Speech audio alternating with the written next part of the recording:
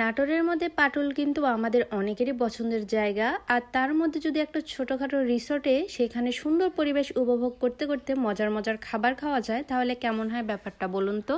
শুরুতেই আমরা মা ছেলে এখানে বসে পড়েছিলাম প্রকৃতি উপভোগ করতে, বাট এখান থেকে আমার চোখ চলে গেল কুটুমবাড়ি কফি হাউস অ্যান্ড ভাসমান রেস্টুরেন্ট। যদিও এটা এখন ভাসমান না, কারণ চারিদিকে পানি নেই, তবে কিছুদিনের মধ্যে কিন্তু এখানে পানি এসে একদম ভরে যাবে।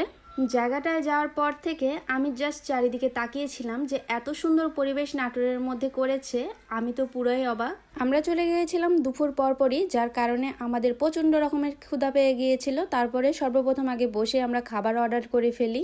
এখানে গিয়ে দেখলাম মোটামুটি সব ধরনের খাবারই এখানে অ্যাভেলেবেল আছে। একে একে আমি খাবারের লিস্টগুলো দেখে নিচ্ছিলাম, সাথে তোমাদেরকে একটু দেখিয়ে নিলাম। খাবার তো আমার অর্ডার করা শেষ, তাই ভাবলাম এখন সুন্দর প্রকৃতির মাঝে নিজেকেও একটু বিলীন করে দিই। একটু সুন্দর সুন্দর ফটোশ্যুট করে নিই, ভিডিও করে নেই। এখনকার পরিবেশে যতটা না মনমুগ্ধকর ছিল, আর ভাবছিলাম যে যখন পানি এসে ভরে যাবে তখন না কতটা সুন্দর লাগবে। আমার ছেলে যে কি পরিমাণ খুশি তার নাচানাচি দেখলে আপনারা বুঝতে পারবেন। অবশ্যই মাশাল্লাহ বলবেন, মাশাল্লাহ বলতে কেউ ভুলবেন না। সে তো এমন পরিবেশ পেয়ে মনে হচ্ছিল আমাদের থেকে বেশি এক্সাইটমেন্ট তার মধ্যে কাজ করছিল। আমার তো মনে হয় এখানকার খাবার খেতে না গেলেও এখানকার পরিবেশ কিন্তু একবার হলেও গিয়ে উপভোগ করে আসা উচিত, কারণ আমার তো খুবই ভালো লেগেছে।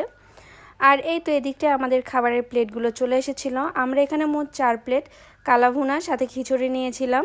ও আর একটা কথা বলতে ভুলে গিয়েছি, এখানে কিন্তু সপ্তাহে 2 দিন কালাভুনা অ্যান্ড মাটন তেহারি পাওয়া যায়, মানে শুক্রবার আর শনিবার।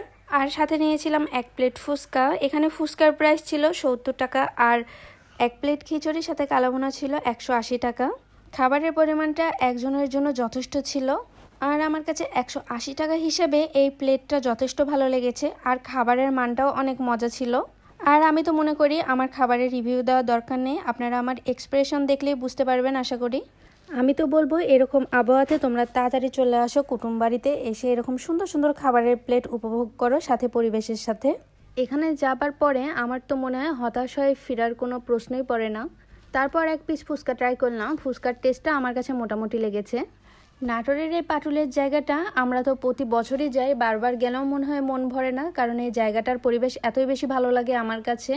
চারিদিকে এরকম এত বেশি খোলামেলা পরিবেশ আর এত পরিমাণ বাতাস ছিল যে এখান থেকে আমার আসতেই মন চাইছিল না। আর 0 পয়েন্টের নিচে একটা নৌকা ছিল, সেই নৌকা পেয়ে আমাদের তো 2 জন এত পরিমাণ খুশি হয়ে গিয়েছিল যে কি আর বলবো।